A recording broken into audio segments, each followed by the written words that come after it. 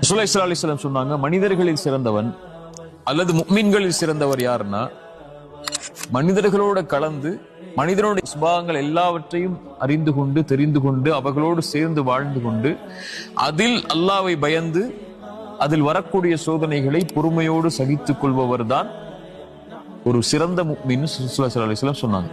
எனக்கு எதுவுமே அவதூறு வரக்கூடாது, என்ன மக்கள் யாருமே தப்பா பேசக்கூடாது, மக்கள் என்கிட்ட எல்லாருமே நல்லதா மட்டும் தான் நடக்கணும், நல்ல விஷயங்கள் மட்டும் தான் என் காதுல விழணும், நான் யாரோடையுமே கலக்க மாட்டேன், அதனால எதுவுமே எனக்கு தேவையில்லைன்னு சொல்லி ஓரத்துல ஒதுங்கி உட்கார்றதை விட மனிதன் இயல்பான மனிதனுடைய சுபாவங்கள் கொடூரமான சுபாவங்கள் இருக்கும்.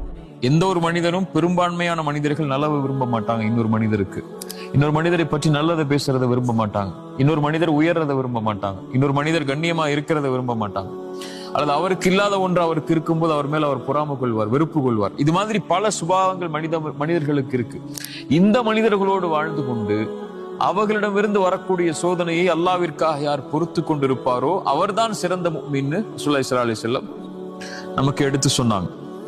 ரசூலுல்லாஹி ஸல்லல்லாஹு அலைஹி வஸல்லமுடைய தோழர் அபூ தர்தா ரலியல்லாஹு அன்ஹு அவங்க இடத்துல ஒரு மனிதர் வந்து சொல்றாரு, அபூ தர்தா, நான் மனிதர்களோடு இருக்கிற சில நேரம் முள்ளில்லாத பூக்களை போன்று என்னுடைய வாழ்க்கை இருக்கு.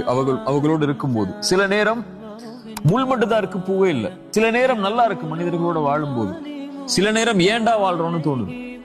மேலும் சொன்னாங்க, அவர்களிடத்தில் நல்ல முறையில் நடந்து கொண்டால் நல்லா நடந்து போறாங்க, நடக்கலன்னு சொன்னா அவ்வளவுதான் நீ இல்லாமே ஆகிறன்னு கூட நினைக்கிறாங்க. நல்லா நடந்தா நடப்பேன், நல்லா நடக்கலையா அவ்வளவுதான் இருக்கக்கூடாது அப்படிங்கிற சுபாவங்களை கூட மனிதர்களிடத்துல நான் பார்க்கிறேன். அபூ தர்தா சொன்னாங்க, அவர்களிடத்தில் உன்னுடைய மானத்தை கடன் கொடுத்து விடு, அது உனக்கு வறுமையின் நாளில் உதவி செய்யும். நான் அதாவது உன்னுடைய மானத்தை அவர்களிடத்துல கொடுத்துரு, அவங்க பேசட்டும், உன்னை பத்தி என்ன வேணாலும் அவங்க பேசட்டும், உன்னை பத்தி என்ன வேணாலும் அவங்க சொல்லட்டும், அதை விட்டுரு. ஆனால் வறுமைன்னு ஒரு நாள் வரும், அந்த நாள்ல உனக்கு அது உதவி செய்யும். ரசூலுல்லாஹி ஸல்லல்லாஹு அலைஹி வஸல்லம் ஹதீஸ் அடிப்படையில் அவங்க சொன்னாங்க. இதே அபூ தர்தா தான் இன்னொன்று சொன்னாங்க, மானம் என்பது அல்லாஹ்வுக்கு சம்பந்தப்பட்டது. ஒருவனை கண்ணியப்படுத்துறது யார்? நம்முடைய நம்பிக்கைப்படி அல்லாஹ். ஒருவனை இழிவுபடுத்துறது யார்? அல்லாஹ். அல்லாஹ்விடத்தில் ஒப்படைச்சது. உன்னை குறித்து ஒரு மனிதன் தவறாக பேசும்போதோ, உன்னை குறித்து ஒரு மனிதன் தீயதாக பேசும்போதோ, அல்லது உன்னோட ஒரு மனிதன் சண்டை போடும் போதோ அல்லாஹ்விடத்தில் அதை ஒப்படைச்சிரு. ஒருவேளை அதில் உண்மை இருந்தால் அவர் பேசுவதில் அல்லாஹ்விடத்தில் நீ தௌபா செய்து கொள்.